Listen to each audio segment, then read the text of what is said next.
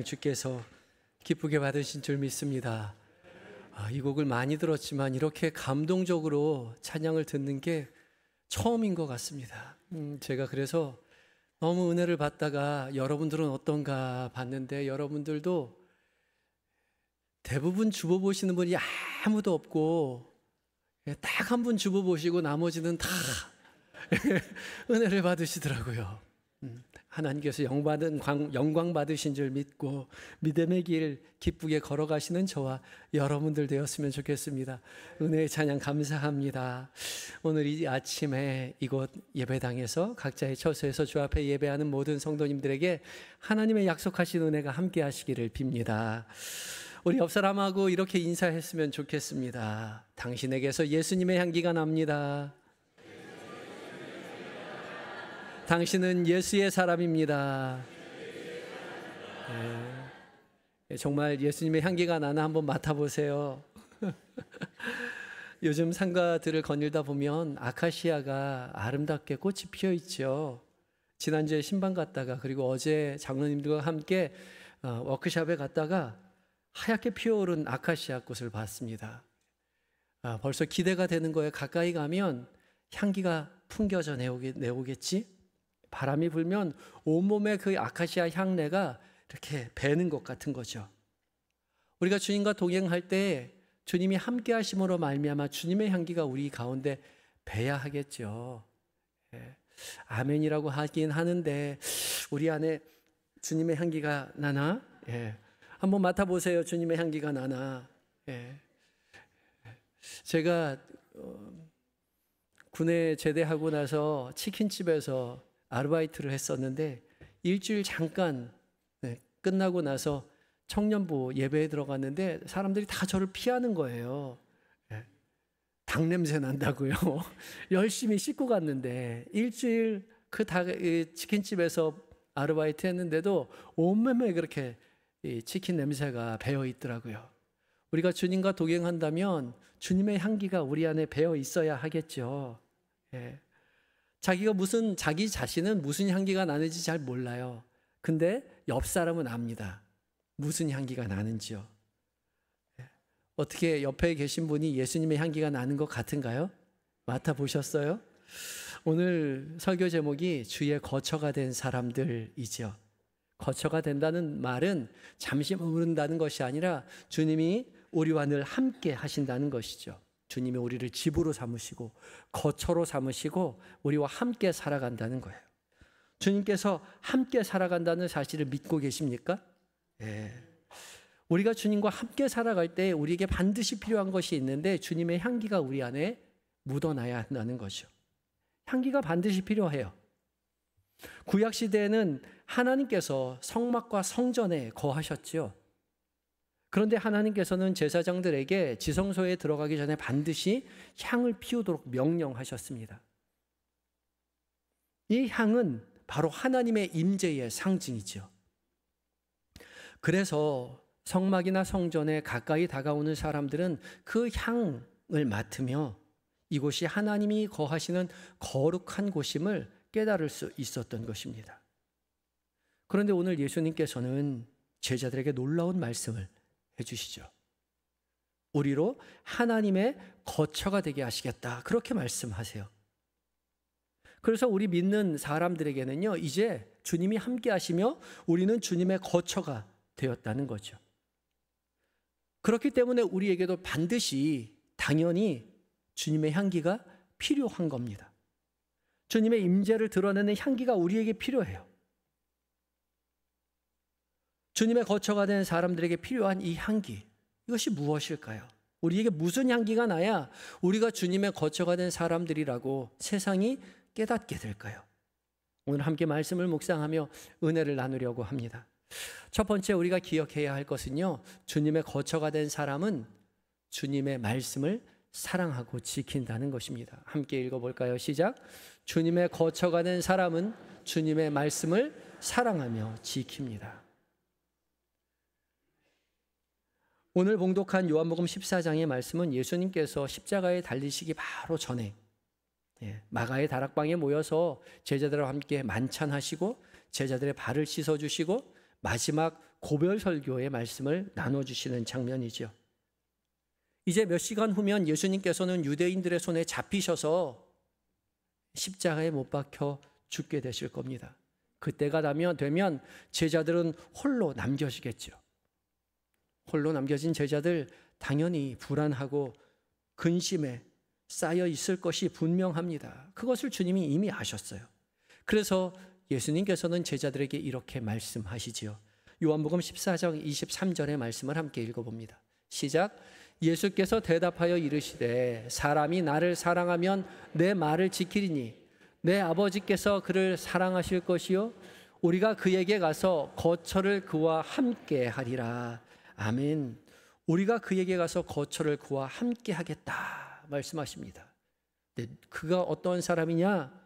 너희가 나를 사랑하면 내 말을 지킬 것이다. 사랑해서 그 말을 지키는 자에게 우리가 가서 거처를 그와 함께 하겠다. 주님 약속하시는 거예요. 그렇기 때문에 주님의 거처가 되는 사람들은 주님의 말씀을 사랑하고 주님의 말씀을 지키는 향기가 나는 사람이라는 거죠. 멀리서 바라봤을 때 저 사람 주님의 말씀을 지키고 주님의 말씀을 사랑하는 그런 사람이구나. 다른 사람들이 보고 알 수 있어야 한다는 겁니다. 여기서 말씀을 지킨다라는 말은 단순히 말씀을 실천한다는 의미를 훨씬 넘어서는 그런 의미의 단어입니다. 이 지킨다라고 번역한 헬라어는 테레오인데요. 이 테레오는 보호하다, 간직하다, 소중히 여기다라는 뜻을 가지고 있습니다. 단순하게 실천하는 것에 머무르는 것이 아니라 마치 귀한 보물을 가지고 있는 것처럼 소중히 여기고 마음속 깊이 간직하고 그 말씀을 소중히 지키려는 인격적인 태도가 포함된 말이 바로 말을 지킨다는 것이죠. 그럼 왜 우리가 주님의 말씀을 그렇게 소중하게 여기고 지키며 살아가야 할까요?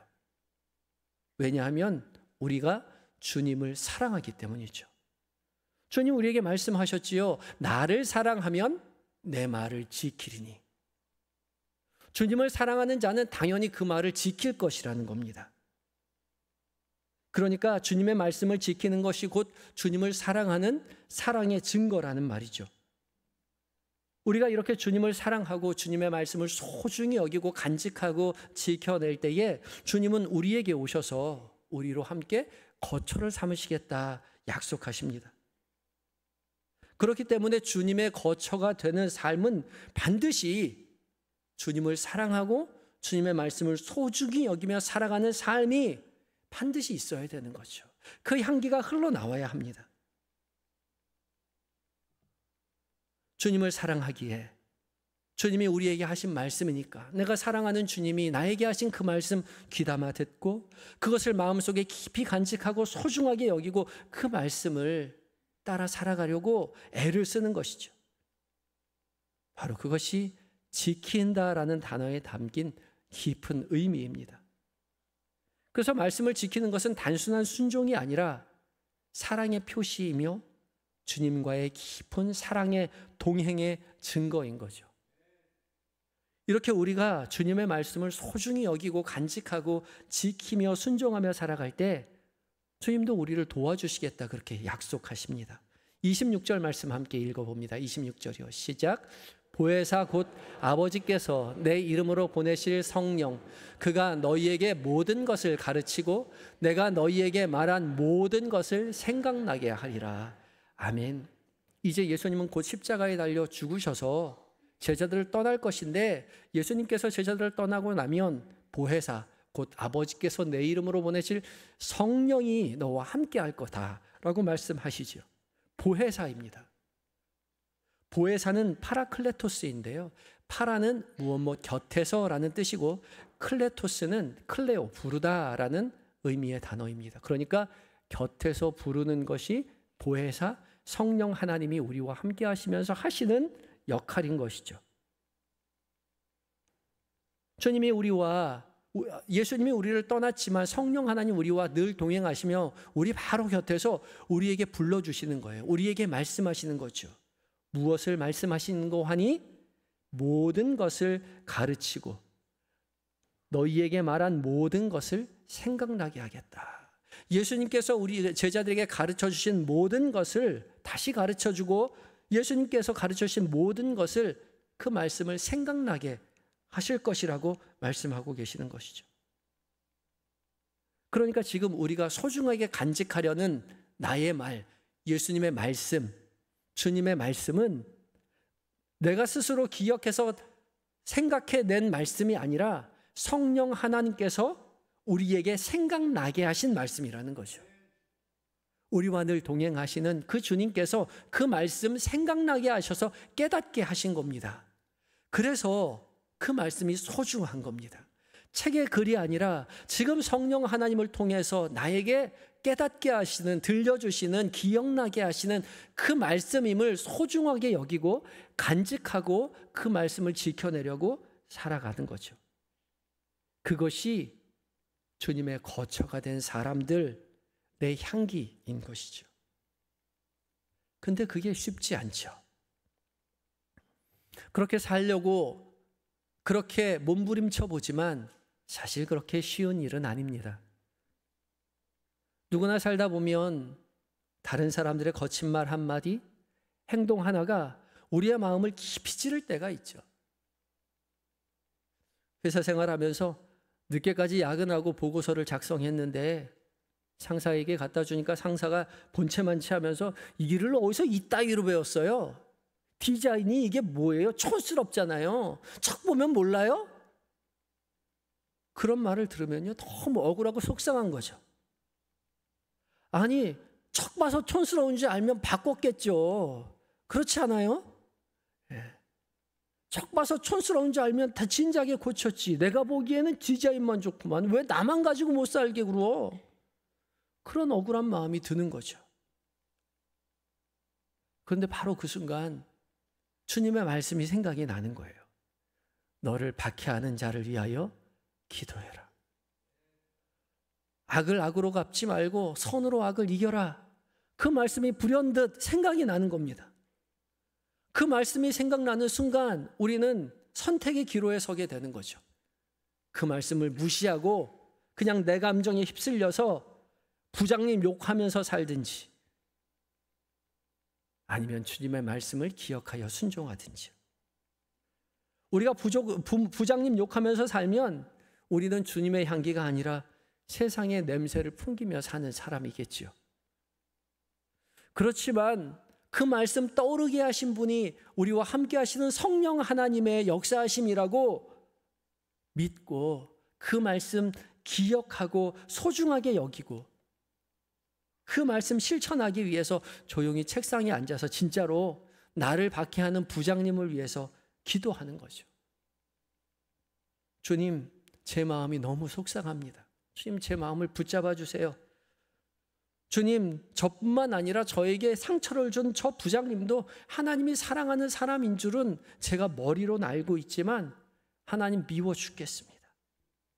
주님, 제 마음에도 부장님의 마음에도 평안함을 허락해 주십시오. 그렇게 우리가 기도한다면 우리는 주님의 향기를 품은 자가 되는 겁니다. 그렇게 힘든 하루를 다 보내고 평소보다 늦게 집에 들어갔는데 집에 들어가자마자 아내가 아니 오늘은 또 어디서 놀다가 이렇게 늦게 들어오는 거야. 그런 말을 해요. 그런 말 하면 억울함과 동시에 분노가 확 올라오죠. 평소 같았으면 네가 뭘 한다 그래. 내가 회사에서 얼마나 힘든지 알아? 버럭 화를 지르고 방으로 들어갔을 텐데 그때 또 성경 말씀이 딱 떠오르는 거죠. 사랑은 오래 참고 사랑은 온유하며 성내지 아니하며. 성령께서 깨닫게 하신 그 말씀 무시할 수도 있지만 성령께서 생각나게 하신 말씀이라고 우리가 인정하고 꽉 붙잡는 거예요. 잠깐 멈추어서서 오늘 회사에서 안 좋은 일이 있어서 좀 많이 힘들었어. 무슨 일이 있어? 그렇게 대답하면 그 말 한마디로 우리 가정이 주님의 향기로 가득 채워지는 그 은혜의 통로가 우리가 되는 것이죠. 이렇게 우리가 주님의 말씀을 지킨다는 것은 단순히 하나님 말씀 명령 따라 무조건 실천하는 것이 아니라 그것이 주님과 동행하는 성령 하나님께서 우리에게 기억나게 하신 그 말씀이라고 깨닫고 사랑의 그 주님의 말씀을 간직하고 그 말씀대로 살아내려고, 내 감정대로가 아니라 주님의 음성으로 받아들이고 그 말씀대로 살아내려고 고군분투하는 일이라는 것이죠.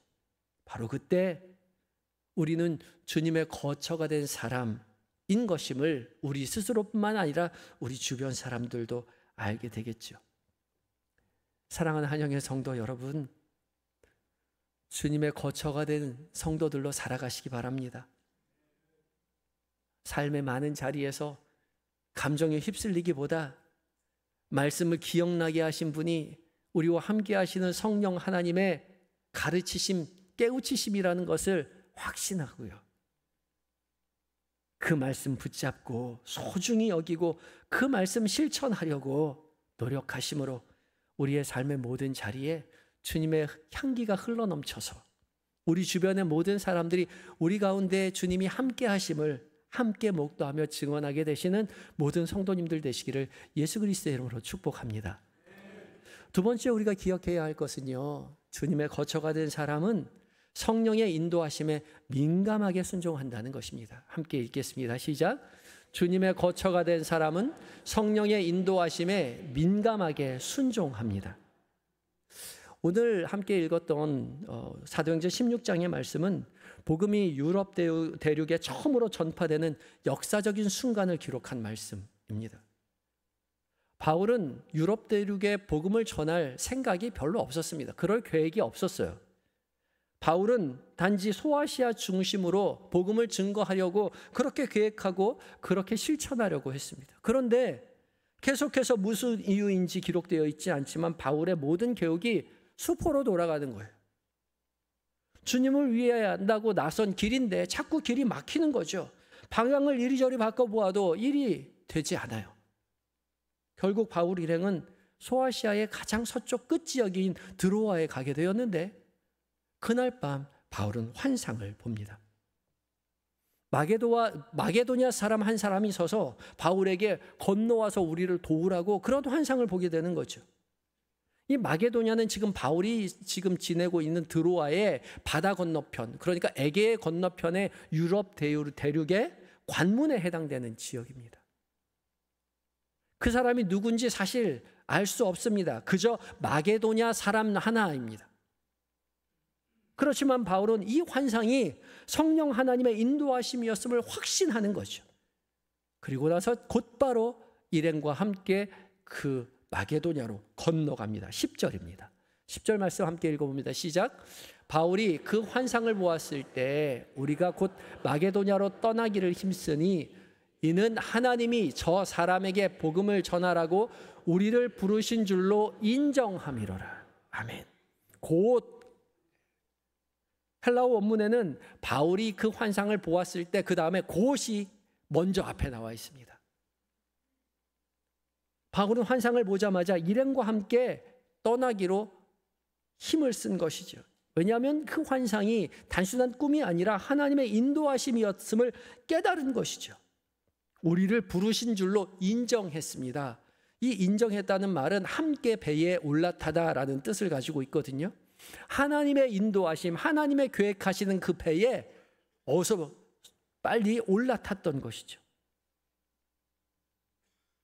바울은 그동안 소아시아를 선교하려고 했던 자신의 계획이 자꾸 막혔던 이유도 하나님이 유럽 대륙으로 복음을 증거하기 위해서 나를 부르신 것이라는 확신이 있었던 겁니다. 그래서 바울은 일행과 함께 즉각적으로 순종하여 마게도냐로 떠난 것이죠. 참 부럽죠? 우리도 주님이 이렇게 환상 속에서 말씀해 주시면 잘 따라 나설 것 같지 않아요? 꿈으로 보여주신다든지 환상으로 보여주시면 성령의 인도하심인지 확실하게 알아서 주님을 따라 나설 것 같은데 아무리 잠을 잡아도 꿈이 안 와요. 환상이 없어요. 근데 우리 하나님은요, 환상으로만 우리를 인도하시는 분이 아니시죠. 하나님은 늘 우리와 함께 하시며 우리의 우리의 삶을 언제나 인도하시는데요. 하나님께서 어떤 길로 나를 인도하시는지 우리 스스로 분별해야 합니다. 어떻게 하나님이 인도하시는지 분별할 수 있을까요? 무엇보다 이성적으로 판단할 수 있습니다. 하나님께서 우리에게 주신 이성을 통해서 하나님 기뻐하시는 길과 하나님 기뻐하지 않는 길을 선택할 수 있어요. 생각해 보는 거죠. 어떠한 길이 하나님 기뻐하시는 길인지요. 그러면 대부분 문제가 해결됩니다. 근데 정말 문제는 그렇게 해결하려고 않는 거죠. 그저 내가 좋아하는 것, 내가 바라는 것, 우리가 계획한 것대로 되는 것을 좋아할 뿐입니다. 이것이 하나님 기뻐하시는 일인지에 대해서 별로 관심을 두려 하지 않죠. 또한 또 한 가지의 분별의 방법은 하나님의 말씀에 비추어 볼 수 있습니다. 우리가 결정하려고 했던 그 일이 하나님의 말씀에 비추어서 부합되는 일인가 부합되지 않는 일인가를 비추어 보는 거예요. 그래서 부합되는 일이라면 기쁘게 그 길을 걸어갈 것이요, 부합되지 않는 일이라면 과감히 그 일을 내려놓을 수 있어야 하는 거죠. 그것이 분별의 또 한 가지의 방법입니다. 그리고 오늘 말씀을 통해 주시는 또 한 가지의 분별의 방법이 있는데요. 요한복음 14장 27절의 말씀을 함께 읽습니다. 시작. 평안을 너희에게 끼치노니 곧 나의 평안을 너희에게 주노라. 내가 너희에게 주는 것은 세상이 주는 것과 같지 아니하니라. 너희는 마음에 근심하지도 말고 두려워하지도 말라. 아멘. 주님이 우리에게 평안을 주겠다 약속하셨습니다. 그리고 우리에게 주시는 평안은 세상이 주는 것과 같지 않다라고 말씀하셨죠. 그러니 우리가 주님과 동행하며 주님의 인도하심의 뜻을 따라 살아갈 때에 우리 안에 평안이 있는가 살펴보아야 하죠. 그런데 우리가 가진 이 평안이 세상에 주는 평안인지 아니면 주님이 주신 평안인지 그걸 분별해야 합니다. 주님은 내가 너희에게 주는 것은 세상이 주는 평안과 같지 않다고 말씀하셨거든요. 세상이 우리에게 주는 평안은 외적인 근거에서 비롯된 평안이죠. 사업이 잘 풀려서 평안하고, 돈이 잘 벌려서 평안하고, 직장이 잘 되어서 건강해서 평안하고, 외적인 이유가 있는 평안이에요. 그런데 그 외적인 이유가 사라지고 나면 일시적으로 사라져버리면 똑같이 그 평안마저 사라져버리는 그런 감정적인 평안이죠. 그러나 우리 주님이 우리에게 약속하신 평안은 그런 일시적이고 감정적인 외적인 평안이 아닙니다. 내면의 깊은 곳으로부터 우러나오는 진정한 평안이 우리에게 있다는 거죠. 외적으로 바라보면 여전히 근심할 만한 상황이고 두려워할 만한 상황인데 어쩐지 주님 앞에 고요히 나아가 기도할 때에 주님이 주시는 평안이 있다는 거죠. 목회자들의 목회자라고 별명을 가지고 있는 필립 얀시 목사님은 이것을 고요한 중심의 확신이라고 말합니다. 고요히 조용히 침묵 속에서 주님 앞에 나아갈 때에 마음 가운데 평안과 확신을 주신다는 거죠. 이것이 우리가 주님의 뜻을 분별하는 영적 나침반이 된다라고 말을 합니다. 그래서 어려운 상황 속에서 일이 내 뜻대로 되지 않을 때 고요히 주님 앞에 나아가 기도하는 것이죠. 침묵 가운데 주님 앞에 나아갈 때에 주님 주시는 평안이 있다는 겁니다. 현실 속에서 아무것도 변한 게 없는데 마음으로 고백하는 거예요. 그래, 주님이 나와 함께 하시지. 내 삶 인도하시지. 주변의 사람들은 뭐 좋은 일이 있어? 믿는 구석이 있어? 문제가 해결됐어? 아니, 아무것도 해결된 건 없는데 마음이 평안해. 이상하게 마음이 편안해. 하나님께서 내 인생 인도해 주실 줄 믿어. 나는 괜찮아. 우리가 이 마음속 깊은 곳으로부터 우러나오는 그 평안을 확인할 때에 우리의 생각과 계획이 전혀 다른 길로 인도된다 하더라도 우리는 결코 근심하지 않는다는 거죠. 불안해하지 않는다는 거죠. 우리 마음 가운데 중심에 그 평안을 확인하게 될 때 우리의 삶은 어떻게 인도될까요? 바울은 마게도냐 첫성 빌립보에 이르러서 안식일에 기도하기 위해서 강가로 가죠. 안식일에 회당에 가야 했는데 유대인들은 10명이 모이면 어디든지 회당을 짓도록 되어 있었는데 10명이 안 되기 때문에 회당이 없으면 누구나 강가에 모여서 기도했습니다. 그것이 유대인의 전통이었어요.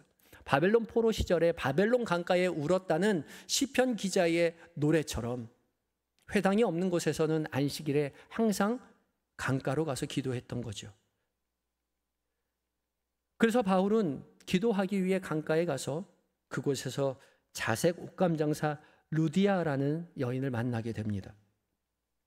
하나님께서 이 루디아의 마음을 여시고 그 집이 다 세례를 받고 바울과 그 일행을 집으로 모셔서 머물도록 하였다는 거죠.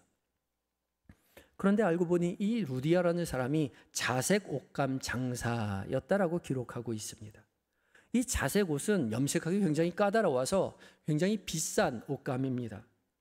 그래서 귀족이나 황제만 입을 수 있도록 법으로 규제한 적도 있습니다. 명품인 거죠. 그러니까 지금으로 치면 루디아는 명품 무역업자 사장님 정도인 겁니다. 아무런 연고도 없는 유럽에 그저 첫성에 떨어졌는데 하나님께서 이 루디아를 통해서 선교사에게 큰 지원자가 되게 해주셨다는 거죠.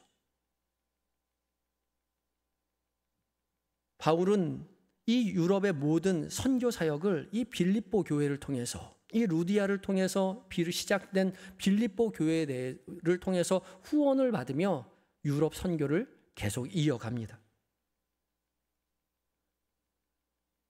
우리도 마찬가지이죠.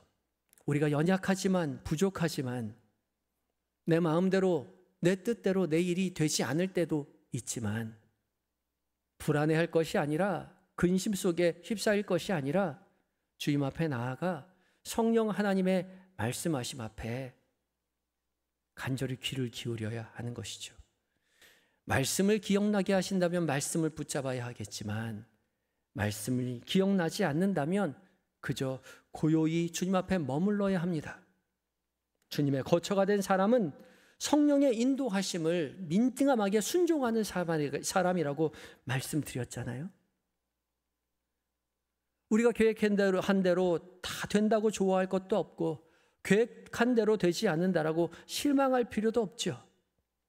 중요한 것은 우리 마음 가운데 고요한 중심의 확신, 그 평안이 있는지 확인하는 과정이 필요합니다. 그리고 그 평안이 있다는 것을 확인했다면 더 이상 근심하지 말고 걱정하지 말고 주님의 인도하심을 기대하며 그 걸음 움직여 나아가는 것이죠. 분별하고 순종해야 합니다. 우리가 바울처럼 하나님의 뜻을 분별하고 민감하게 순종할 때에 하나님께서는 우리를 통해서 계획하신 선한 일들을 이루어가는 것이죠. 그때 비로소 우리는 고백하는 것입니다. 하나님이 하셨습니다. 주님이 내 삶 인도하십니다. 성령 하나님이 우리와 함께 하시며 우리의 삶을 인도해 나아가실 때에 주님은 언제나 특별한 환상이나 꿈을 통해서 그런 표징으로만 오는 것이 아닙니다. 인생에 몇 번 안 돼요. 어쩌면 인생에 한 번도 그런 환상이 없을 수도 있습니다. 그러나 그런 환상 없어도 여전히 주님은 우리와 함께 하시며 우리를 거처로 삼으시고 말씀을 깨닫게 하시고 또한 평온함으로 평안으로 우리의 삶을 인도하시는 주님이심을 믿으시기 바랍니다. 무엇을 어떻게 해야 할지 못할 때 말씀과 기도로 또 이성적인 판단의 분별로 무엇보다 우리의 마음 가운데 깊은 평안을 확인하시고 주님의 인도하심 속에서 민감하게 순종하며 믿음의 길 걸어가실 때에 우리의 삶의 모든 자리 가운데 함께 하시는 주님, 우리를 거쳐 삼으셔서 주님의 향기를 우리의 세상 가운데 이웃들에게 흘려보내시는 그 주님이심을 함께 목도하며 증언하며 살아가시는 저와 여러분이 되시기를 예수 그리스도의 이름으로 축복합니다. 기도하시겠습니다. 우리와 늘 함께 하시는 임마누엘의 주님, 여전히 믿음이 부족한 우리를 찾아오셔서 우리를 사랑한다 말씀하시며 우리를 주님의 거처로 삼아주시니 감사합니다. 주께서 우리를 사랑으로 하나님 길러주시고 사랑의 말씀으로 채워주신 것처럼 기억나게 하신 그 말씀, 성령의 깨닫게 하심인 줄 믿고 그 말씀 소중히 여기며 지키며 살아가게 하시고, 불안함과 근심이 엄습해 올 때에 고요히 주님 앞에 나아가 성령의 민감하게 인도하심 속에서 내 안에 머무르는 하나님의 그 평안을 확인하고 주님 인도하시는 그 길을 기쁘게 따라 나서는 우리 모두가 되어 우리의 삶의 거처의 모든 자리에 주님의 향기를 전하며 살아가는 은혜를 누리게 하여 주시옵소서. 우리를 생명의 길로 인도하시는 예수님의 거룩하신 이름으로 기도드립니다. 아멘.